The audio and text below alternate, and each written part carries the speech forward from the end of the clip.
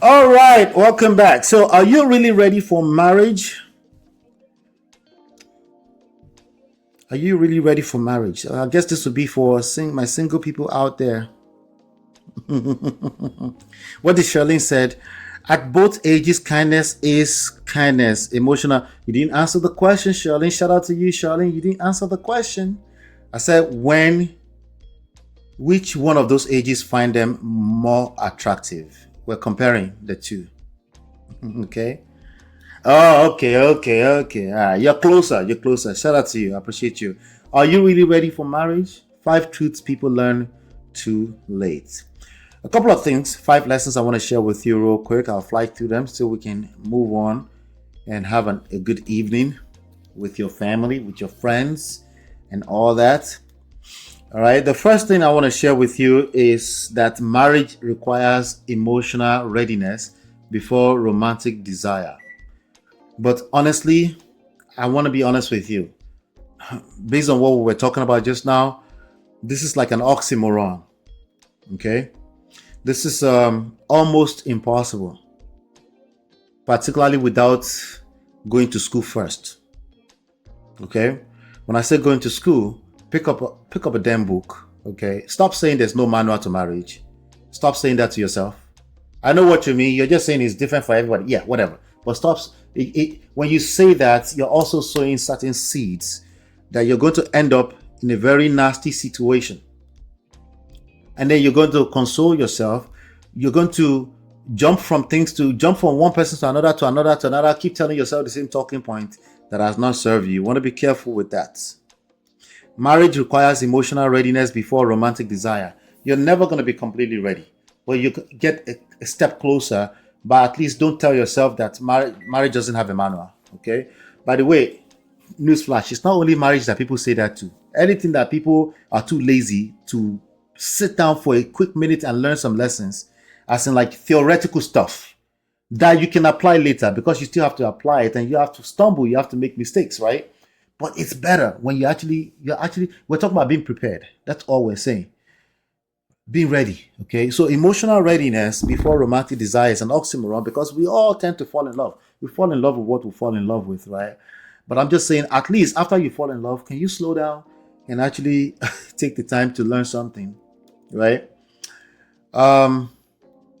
Your idea of love, see, not love, your idea of love, you have your doubts. Your idea of love is probably not going to be enough. Your idea of love, the younger you are, is probably not going to be enough. So you want to be careful. Okay. How do you be careful? Because I don't want you to be looking over your shoulder. Just the same thing you do when you're heading for a career. Anything you want to do that you plan to be successful at in life, you slow down and you get mentorship. You pick up a book. You ask questions. You're not too quick to give us common sense based opinions. You jump onto Google, jump into Gemini, ask questions. Don't be afraid of those things. People are saying, oh no, but Gemini is only going to give you westernized stuff. No, it's not. It's going to give you stuff based on the quality of the questions you're asking. This is just another way for you to exonerate yourself and excuse your laziness. If you're giving any kind of excuse against education before marriage. So precisely what I'm saying here is education before marriage. Let's move on to number 2. Attraction without resources creates strain. The reality is that, yes, Reno was talking about money before. The reality is that in the long run, if money is tight, it's going to threaten. Yeah, that's English. It's going to be a threat towards security, right? People are not going to feel safe.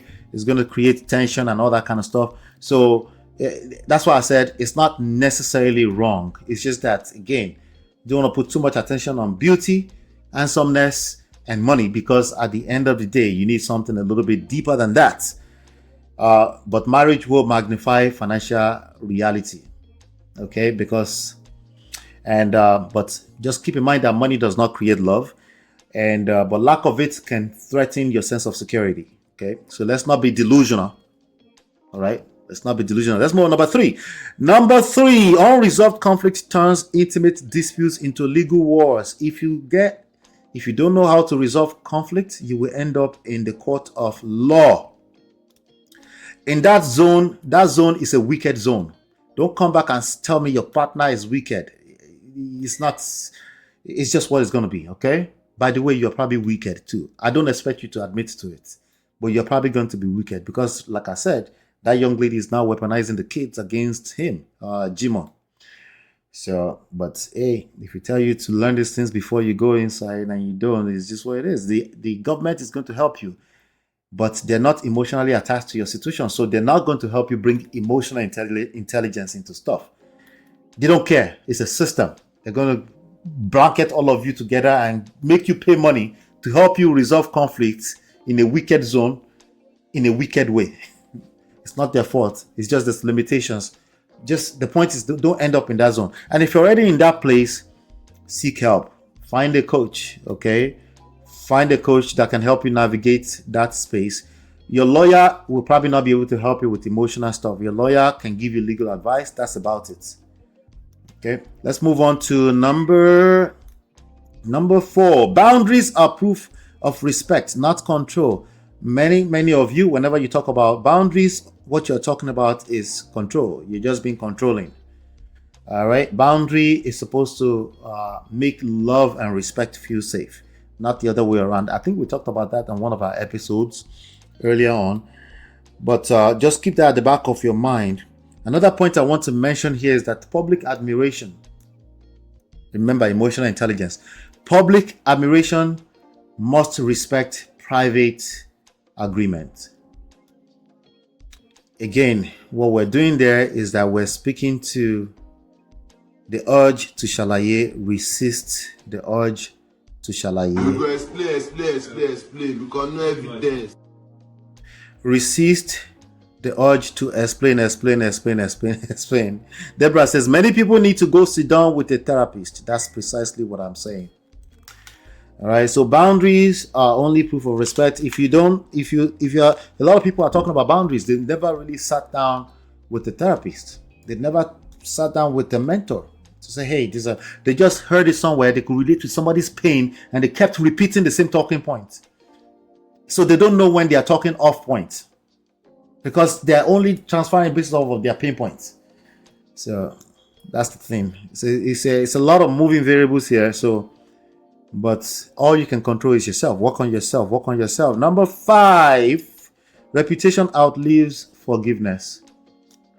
A lot of people try to use forgiveness to manipulate people. Why don't you just forgive? Forgiveness is for you. No. The reality is that Tonto DK gave forgiveness when she could. That's not to excuse people that want to take the next 50 years before they come up with forgiveness. What I'm saying is that you cannot use it to manipulate people. Let's be guided. When we're trying to use the lesson of Tonto to drag single mothers, let's be guided. Usually, when you have to do that, you're just being manipulative. That's not going to work, because on the surface level, you would trigger people. I guess you would trigger single mothers. They will hate you, but you're not really helping. You can't claim you're helping, because if all you're doing is triggering them in the name of helping them, how are you helping them? So but forgiveness is, with that being said, is very useful, but people have to be ready. People's timeline is different from people to people. With all that being said, I'm just trying to acknowledge all that. Just know that consequences are inevitable. If you use what I just said as an excuse to perpetuate toxic environment and raise your kids in toxic environment, Auntie, you go collect. Sorry. Yeah, that's what I wanted to share with you, ladies and gentlemen, today. Yeah, forgiveness with take action. Yeah, Uncle Benno, what did you say? I didn't get what you're saying. What's my doing here? 001 for a reason. I didn't get what you're saying. But that will be the show for the day, ladies and gentlemen. Thank you so much. I appreciate you for hanging out with me live. Okay, if you hang out with me live, you get to exchange pleasantries with me. I really appreciate that. I really do appreciate that. But just keep in mind that we're dropping videos, and help us share. More importantly, share with somebody that you know can help. Okay, we're catching crews, but we're also, the objective is the lessons. Okay, the main objective is the lessons, and if it's just one person, that's all that matters. Okay, That's all that matters. Every time, it's a thing of joy. Okay, it's a thing of joy that I'm able to impact one person at a time. That's why I keep coming back, ladies and gentlemen. But I'm having fun. But I also want us to have fun. Either we're talking about marriage, relationship, I want you to have fun. Okay. But I also want you to know there's a lot of things I have to say. When it comes to marriage, you have to be proactive, you have to be active, and you have to have reactive skills. Okay. Your reactions are actions you're responsible for. You don't, in emotional matters, you don't get to say they made me do it. It's a terrible excuse, not because I want to make you feel bad, not because I want to victim shame. It's a terrible excuse because the long-term effect of it is bad. You will end up being in a funk for longer than usual because all you are busy doing is pointing fingers. Every time you point fingers, 4 of them are pointing back at you. And anything you focus on expands. It doesn't matter if it's negative or positive. So you need to choose. You need to think about it. You have to choose your battles carefully with wisdom. All of us have common sense. So you're not going to tell me I don't have common sense. And I don't have the right to tell you don't have common sense. Common sense is a terrible guide to life and relationships. You need more. You need more. Me and you know what is right and wrong. Me and you know not to cheat, steal, and lie. All of us know these things, but yet people are struggling. Don't you think it's time that you learn something more? Anyway, I wanted to take that extra to speak to you. I don't want it to seem like I'm jumping in and out of show and then I'm gone. So, but if you come to live shows, I'll spend like 1 or 2 minutes to do that. So I appreciate you again. Thank you, Deborah. Thank you, everybody. Uncle Beno, I appreciate you, brother. Thank you so much. And everybody that has spoken thus far.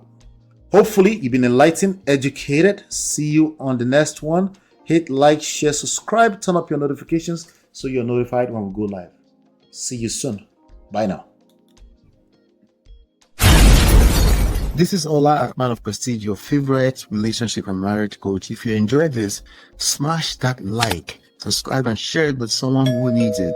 Be a part of the Prestige family. My wife Lola and I have written 2 powerful books, Get My Marriage Back and Number 1 Red Flag, yours free at manofprestige.com. For personal coaching, send me a WhatsApp request for consultation to +1 732 305 8577. Stay tuned for more. Your journey to love and prestige starts here.